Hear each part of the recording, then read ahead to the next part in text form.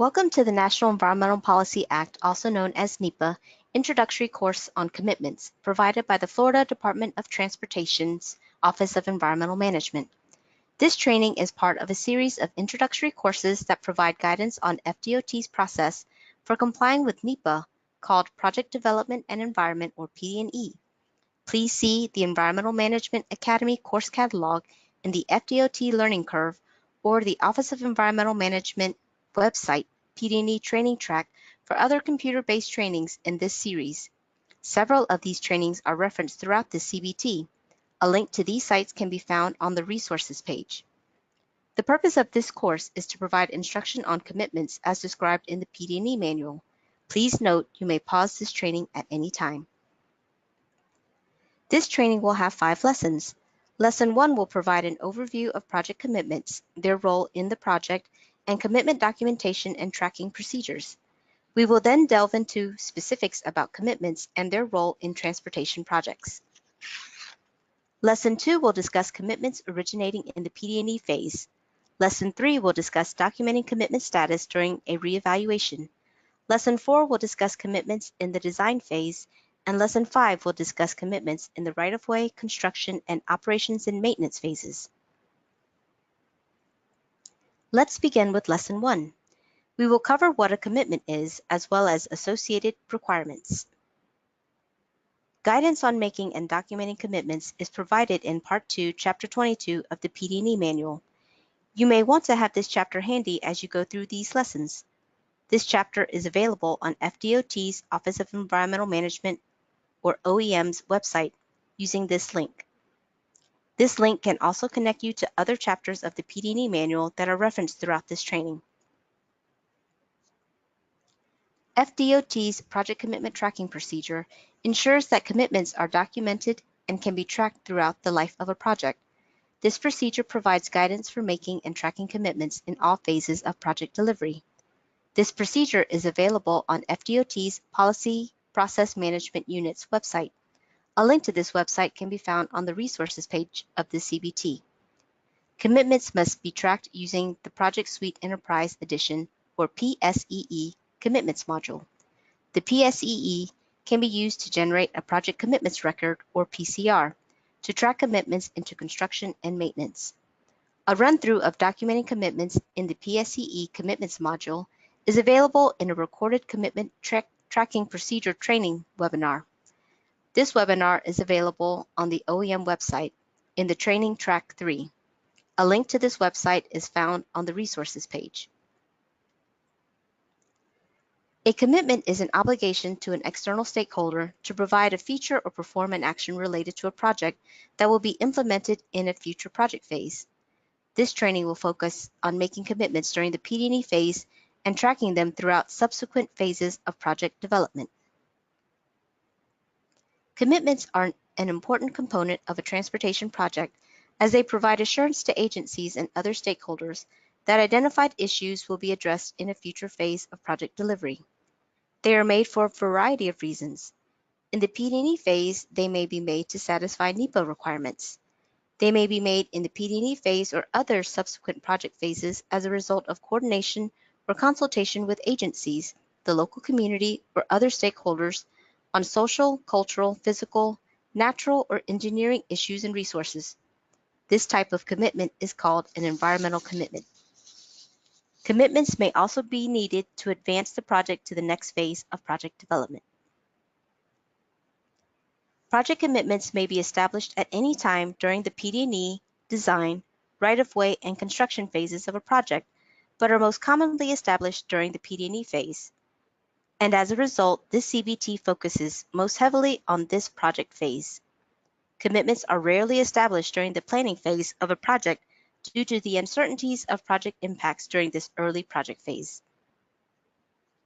The project manager or administrator for each project phase is responsible for establishing commitments and coordinating with those who may be tasked with implementing actions associated with the commitment. The project manager may need to coordinate with the district's environmental office, design office, permit coordinator, right-of-way office, construction office, or maintenance office when making a commitment to ensure that the commitment is feasible.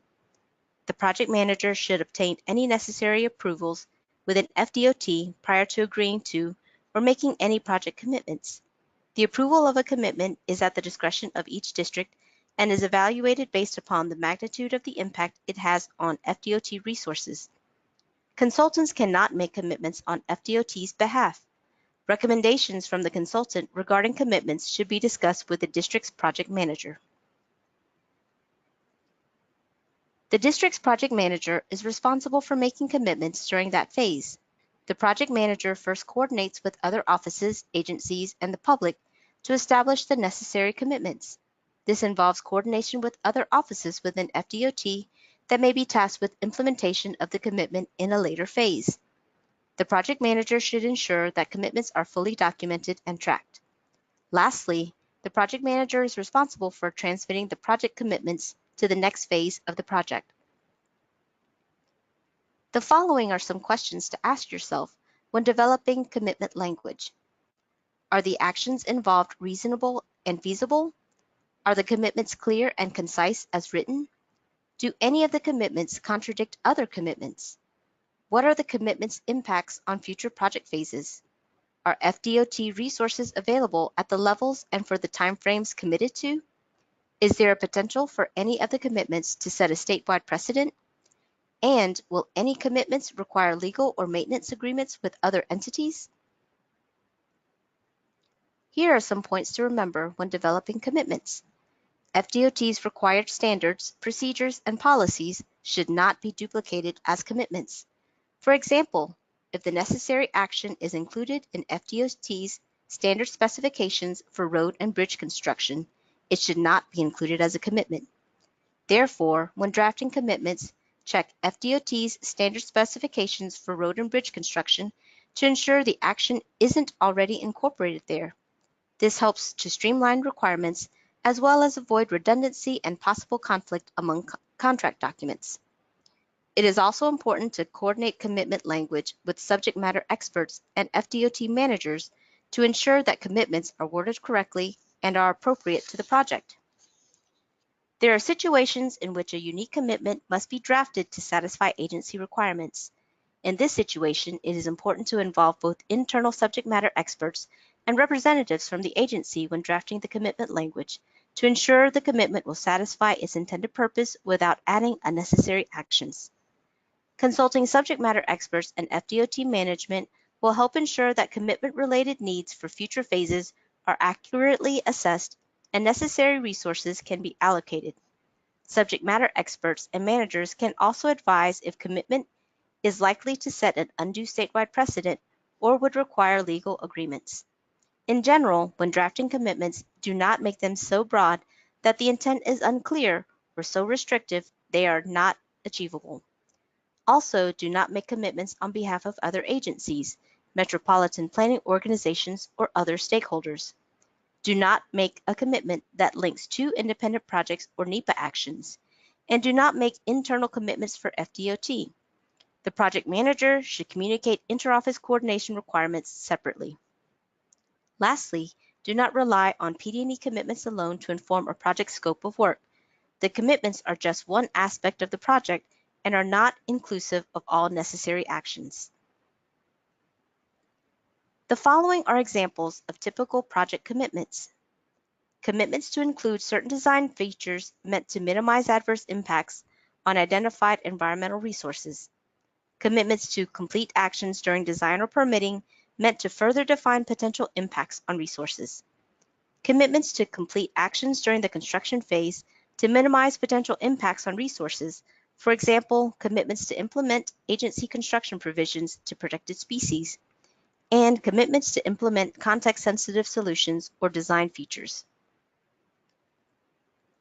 On local agency projects, the FDOT project manager should coordinate with the local agency to identify their responsibilities related to commitments and ensure the commitments document the local agency responsibilities. This will ensure that the FDOT does not become obligated to fulfill local agency commitments. It is important to honor commitments to comply with NEPA and implement the project as presented to stakeholders, including the public. If a commitment is no longer valid, the project manager must contact the individual, group, or agency to whom the commitment was made and explain that the commitment is no longer valid. For example, if a commitment was made to move large trees to another area, but during design, additional avoidance measures were employed and the trees were no longer being impacted, the commitment to move the trees is no longer needed. Resolution of commitments or rationale for why a commitment is no longer valid must be carefully documented.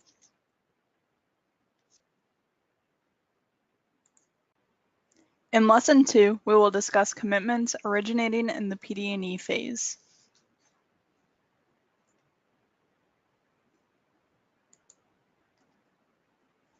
As noted earlier, the FDOT project manager has certain responsibilities related to project commitments.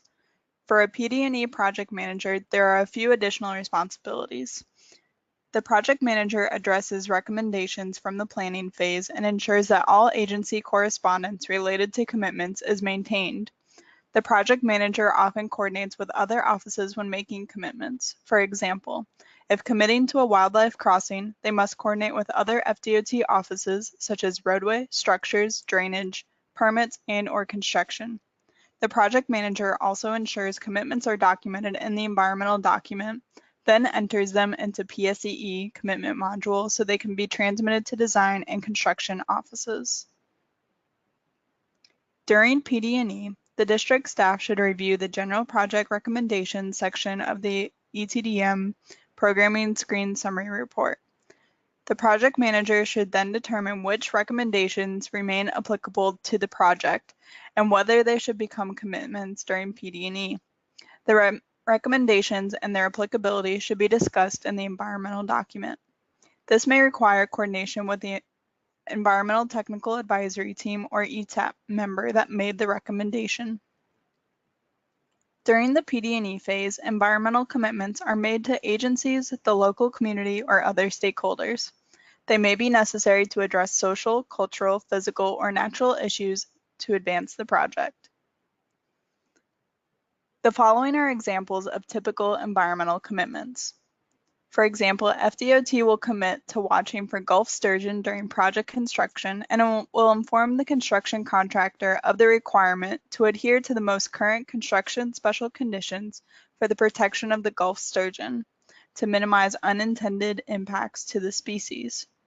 Or FDOT will commit to watching for sea turtles and small-toothed sawfish during project construction and will inform construction contractor of the requirement to adhere to the most current sea turtle and small-toothed sawfish construction conditions to minimize unintended impacts to these species. FDOT will implement a marine wildlife watch plan, which includes standard manatee conditions for in-water work. FDOT will require the construction contractor to abide by all protection conditions during construction. If blasting is required, consultation will be conducted with the U.S. Fish and Wildlife Service to address the West Indian manatee and Gulf sturgeon, and with the National Marine Fisheries Service for sea turtles and small-toothed sawfish. A blast plan will be submitted to these agencies for approval prior to construction. Another example is staging areas should be in disturbed areas to avoid impacts to fish and wildlife habitat and will be approved during permitting. The following are some examples of what should not be an environmental commitment during the PD&E phase or future project phases. Potential environmental impacts will be minimized by adherence to the protection measures for the eastern indigo snake, revised December 1st, 2013 during construction.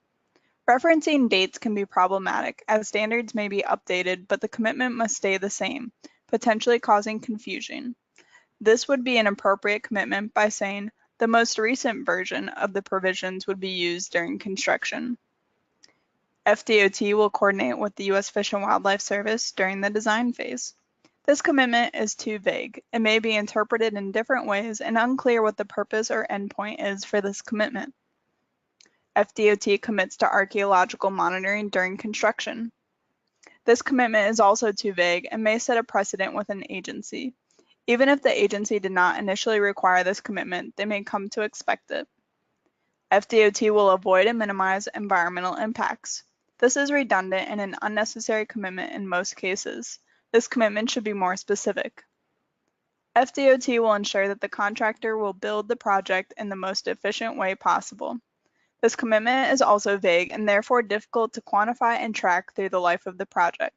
The commitment does not have specific metrics associated with it, so it would be difficult to reach agreement as to whether the commitment is being met. The project impacts will be reevaluated if more than 1 year passes prior to entering the next phase.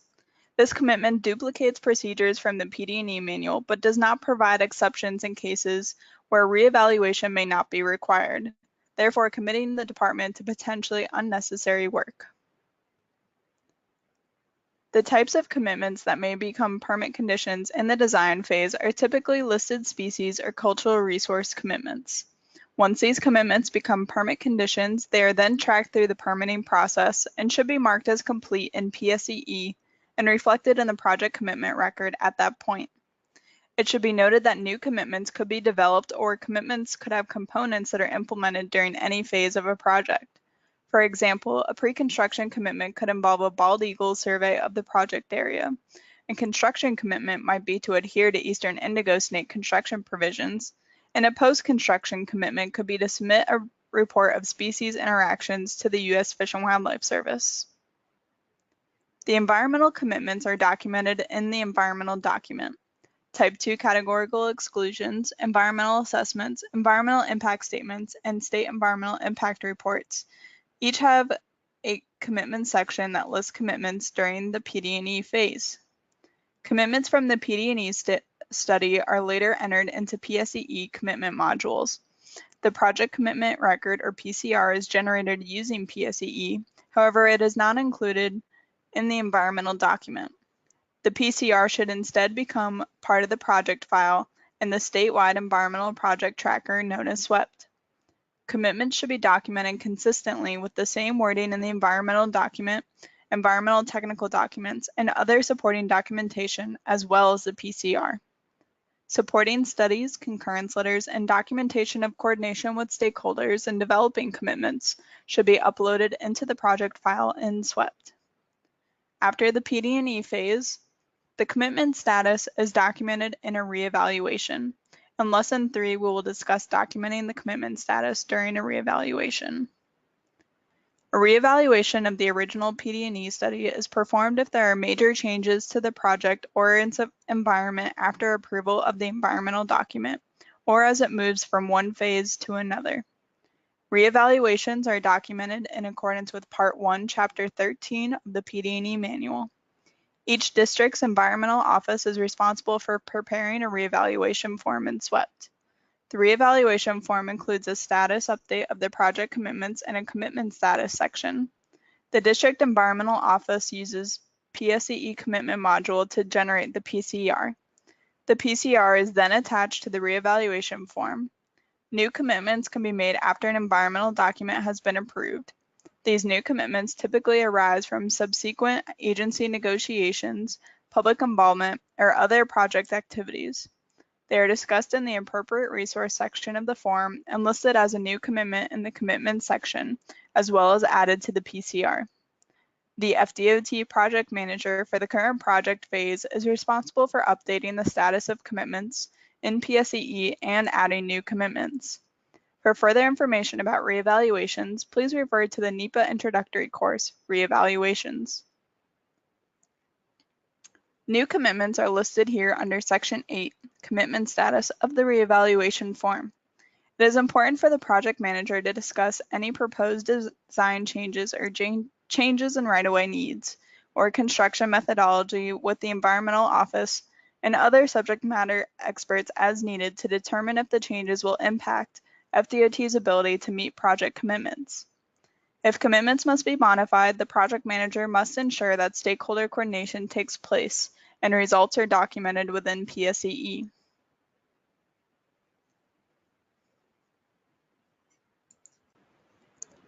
In Lesson 4, we will discuss addressing environmental commitments during the design phase. The design project manager is responsible for reviewing the environmental commitments established in the PD&E phase in PSEE and coordinating with the district environmental office and subject matter experts to ensure that existing environmental commitments are understood, implemented, and incorporated into the contract documents as appropriate. The design project manager may need to coordinate with other staff, including the district permit coordinator, to ensure commitments related to permit conditions are addressed. Finally, the design project manager is responsible for providing an update to the status of commitments during the design phase. The status update of the commitment in the PSCE commitment module is typically handled by the design project manager, but in some districts this may be completed by the environmental office. The district project manager should ensure the updated PCR is transmitted to the right-of-way office or construction project manager as appropriate. Coordination should occur between these phase managers to ensure that the project continues to adhere to commitments. The district should have a clearly established protocol in place to re-engage the environmental office or others to address project commitments, including any new commitments as needed during the design phase. Here are some best management practices for the project manager during design. Conduct a handoff meeting with the PD&E project manager and environmental staff at the start of the design phase. Coordinate with other units as needed to understand any design limitations or other commitments regarding the design phase. Schedule regular progress meetings with the environmental staff and other units as needed. Include commitment status as an agenda item and circulate meeting minutes. Send periodic email updates on project progress to environmental staff, the permit coordinator, right-of-way staff, and others involved in design, such as the drainage unit. Some examples of the types of commitments that may be implemented in the design phase include pre-construction wildlife surveys or species-specific surveys, renewed or continued Endangered Species Act consultation, special construction requirements or restrictions, and inclusion of special design features or details. Some examples of design commitments include overhead roadway lighting improvements will incorporate shielded low-pressure sodium vapor lights to minimize illumination of the sea turtle nesting area, and pedestrian safety, pedestrian and bicycle, and landscape features will be implemented at intersections within the study area. Those commitments that have become permit conditions must be met to comply with an environmental permit. A few examples of commitments that may become permit conditions include a detailed seagrass mitigation plan will be finalized during the design of the proposed bridge project based on the conceptual plan that has been developed. FDOT will conduct species-specific pre-construction surveys for the bald eagle and the gopher tortoise to verify nest and burrow presence, absence, and activity. FDOT will adhere to the U.S. Fish and Wildlife Service protection measures for the Florida manatee, eastern indigo snake, and small-toothed sawfish. Permit conditions are developed by the applicable regulatory agency during permitting, which typically occurs during design. During the design phase, commitments that become permit conditions must be documented in PSEE as complete. The district permit coordinator ensures commitments that become permit conditions are tracked. Often these conditions are tracked through permit compliance mechanisms. Appropriate documentation demonstrating the permit condition has been satisfied is submitted to the appropriate regulatory agency and included in the project file. Lesson 5 provides guidance on documenting commitments during the right-of-way, construction, and operations and maintenance phases. During the right-of-way phase, the district right-of-way office is responsible for coordinating with the district project manager for potential new commitments identified in this phase. The district should have a clearly established protocol in place to re-engage the environmental office or others to address project commitments, including any new commitments as needed during right-of-way phase. Once commitments are determined to be appropriate, the right-of-way manager enters the commitments in the right-of-way management system for tracking with PSEE. Some best practices for the construction project administrator during construction include the following. Conduct a project handoff meeting with the previous project manager, often the design project manager. Invite environmental staff and other professionals with special knowledge of the project and its commitment requirements to pre-construction meeting. Coordinate commitment status meetings with environmental staff or other offices that have developed commitments. Ensure commitments are met and properly documented in the PCR prior to project final acceptance. Transmit the updated PCR to the Operations and Maintenance Office if applicable. Consider doing this in a handoff meeting. The district should have a clearly established protocol in place to re-engage with these offices to address project commitments as needed during construction. The FDOT Construction Project Administrator is also responsible for determining the individual responsibilities and coordination requirements among the contractor staff, construction engineering and inspection, or CEI staff, and FDOT environmental and construction staff. The construction project manager must also review the PCR, update as applicable, and track commitments.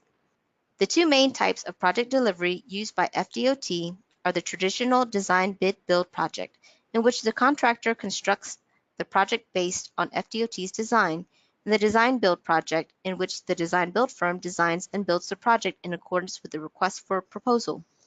The request for proposal lays out the parameters for the designer and the contractor to develop the plans and project in a single contract. The design build team provides for engineering, design, and construction services.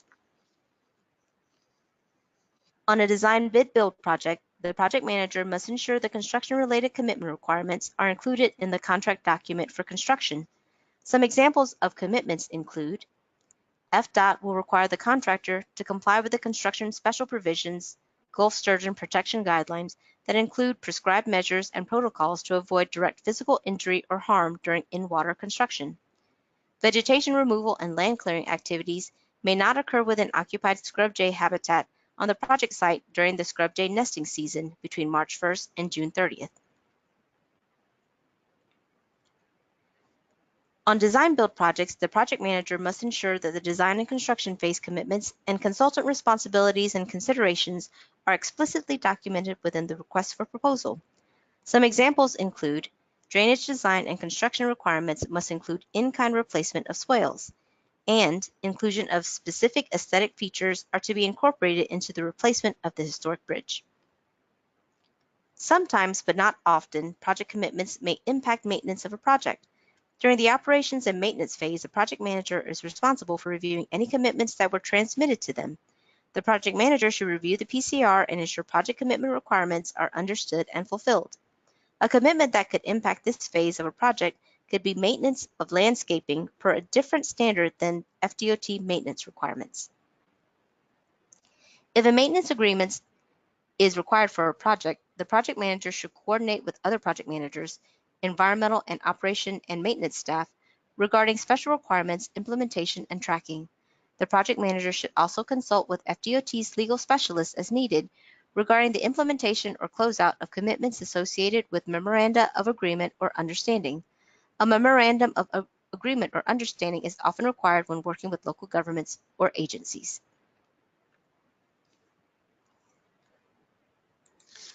The Office of Environmental Management maintains a central library of training materials as well as documents and publications, including manuals, handbooks, guidelines, and agreements.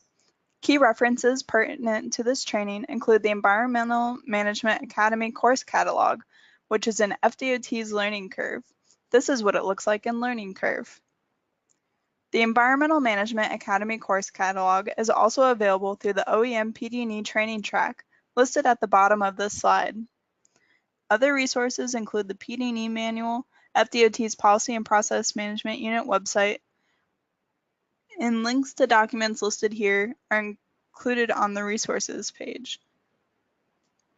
Thank you for watching.